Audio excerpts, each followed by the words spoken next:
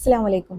അക്രമങ്ങളും അനീതികളും ഒന്നും തന്നെ ഇല്ലാത്ത ഏറ്റവും ഐശ്വര്യത്തിന്റെ ഒരു കാലഘട്ടം നമുക്ക് വരണമെന്നുണ്ടെങ്കിൽ അതിന് ഏറ്റവും നല്ലൊരു സീക്രട്ട് വിശുദ്ധ ഖുർആൻ നമ്മളെ പഠിപ്പിക്കുന്നത്. അത് എന്താന്നുള്ളതാണ് ഞാൻ പറയാൻ പോകുന്നത്. അള്ളാഹുവിന്റെ ദൃഷ്ടാന്തം വന്നാല് അത് വിശ്വസിക്കുന്ന ആളുകളിലേക്ക് അല്ലെങ്കിൽ ആ വിശ്വസിക്കുന്ന ആ ജനങ്ങൾക്ക് അള്ളാഹു ഐശ്വര്യം, സമൃദ്ധിയും, സന്തോഷം, അള്ളാഹു അനുഗ്രഹങ്ങൾ ചൊരിയെന്ന് പറഞ്ഞിട്ടുണ്ട്.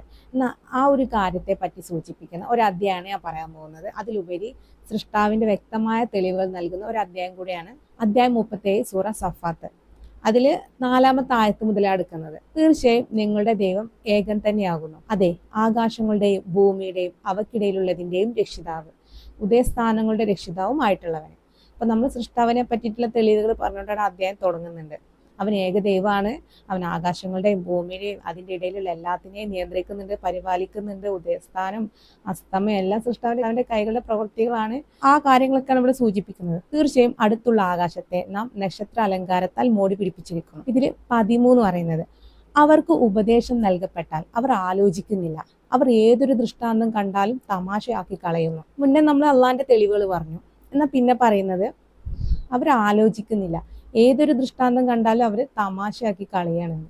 അള്ളാന്റെ ദൃഷ്ടാന്തം വരുന്ന സമയത്തൊക്കെ തമാശയാക്കി കളഞ്ഞിട്ടുണ്ട്. അതാണ് അങ്ങനെ പറയാൻ കാരണം. ഇനി 35-ാമത്തെ ആയത്ത് പറയുന്നത്, അള്ളാഹു അല്ലാതെ ഒരു ദൈവമില്ലെന്ന് അവരോട് പറയപ്പെട്ടാൽ അവർ അഹങ്കാരം നടിക്കുമായിരുന്നു. ഭ്രാന്തനായ ഒരു കവിക്ക് വേണ്ടി ഞങ്ങളുടെ ദൈവങ്ങളെ ഉപേക്ഷിച്ച് കളയണോ എന്ന് ചോദിക്കുകയും ചെയ്യുമായിരുന്നു. പറയുന്നത് കള്ളാണ്, ഭ്രാന്താണ് എന്നൊക്കെ അവർ പറഞ്ഞിട്ടുണ്ടായിരുന്നു. യഥാർത്ഥ സൃഷ്ടാവിന്റെ തെളിവുകൾ മുഹമ്മദ് നബി സ്വല്ലല്ലാഹു അലൈഹി വസല്ലം കൊണ്ടുവരുന്ന സമയത്ത് അവർ ധിക്കരിച്ചിട്ടുണ്ട്, അവർ എതിർത്തിട്ടുണ്ട്. അതല്ല, സത്യം കൊണ്ടാണ് അദ്ദേഹം വന്നത്. മുമ്പ് വന്ന ദൈവദൂതന്മാരെ അദ്ദേഹം സത്യപ്പെടുത്തുകയും ചെയ്തിരിക്കുന്നു. അപ്പൊ മുമ്പ് വന്ന എല്ലാ പ്രവാചകന്മാരും എന്താണോ പറഞ്ഞത് അത് തന്നെയാണ് മുഹമ്മദ് നബി സ്വല്ലല്ലാഹു അലൈഹി വസല്ലം പറഞ്ഞത്. ഭാഗത്തിൽ തന്നെ നമുക്ക് ഏകദേശ കാര്യങ്ങൾ ഇവിടെ മനസ്സിലാക്കാൻ പറ്റും. ഇനി 180 പറയുന്നത്, പ്രതാപത്തിന്റെ നാഥനായ നിന്റെ രക്ഷിതാവ് അവർ പറയുന്നതിൽ നിന്നെല്ലാം എത്ര പരിശുദ്ധനാണ്. ദൂതന്മാർക്കൊരു സമാധാനം, ലോകരക്ഷിതാവായ അള്ളാഹുവിന് സ്തുതി.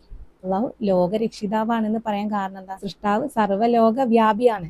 നമ്മൾ ബൈബിളിലും ഭഗവത്ഗീതയിലും നമ്മൾ പറഞ്ഞ കാര്യം തന്നെ സൃഷ്ടാവിന്റെ അംശങ്ങൾ വ്യാപിച്ചു കിടക്കണം. അതുകൊണ്ടാണ് ലോകരക്ഷിതാവായ അള്ളാഹുവിന് സ്തുതി എന്നിവിടെ പറയുന്നത്. എന്നാൽ സൃഷ്ടാവിന്റെ കൈകൾ എന്ന അംശത്തിന്റെ കാര്യമാണ് അവിടെ തുടക്കത്തിൽ പറഞ്ഞിട്ടത്. അഥവാ ആകാശങ്ങളുടെയും ഭൂമിയുടെയും അവക്കിടയിലുള്ളതിന്റെയും രക്ഷിതാവ്, ഉദയസ്ഥാനങ്ങളുടെ രക്ഷിതാവും ആയിട്ടുള്ളവൻ. നമ്മൾ ഓരോ അധ്യായത്തിലേക്ക് പോയി കഴിഞ്ഞാലും അതിലെല്ലാ സത്യങ്ങളും അള്ളാഹു ഉൾക്കൊള്ളിക്കുന്നുണ്ട്. പക്ഷെ അത് നമുക്ക് മനസ്സിലാക്കാൻ കഴിയണമെന്നില്ല. ഇനി ഇവിടെ 120 മുതൽ പറയുന്നത് ഓരോ നബിമാരെ പറ്റിയിട്ടാണ്. അത് 120 മൂസാ നബിയെ പറ്റി പറയുന്നുണ്ട്. ഈ 123 ഇല്യാസ് നബിയെ പറ്റിയിട്ട് പറയുന്നുണ്ട്.